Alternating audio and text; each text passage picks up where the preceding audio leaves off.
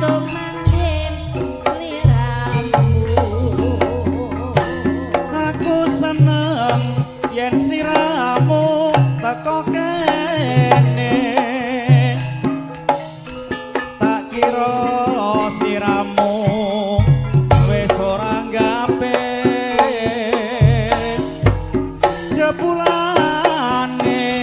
layangmu kok gatekake aku seneng ketemu ning papan kene saiki piye kang dadi prasetyaku apa isih panggah tresno lan satuku yen aku isih tresno lan mituku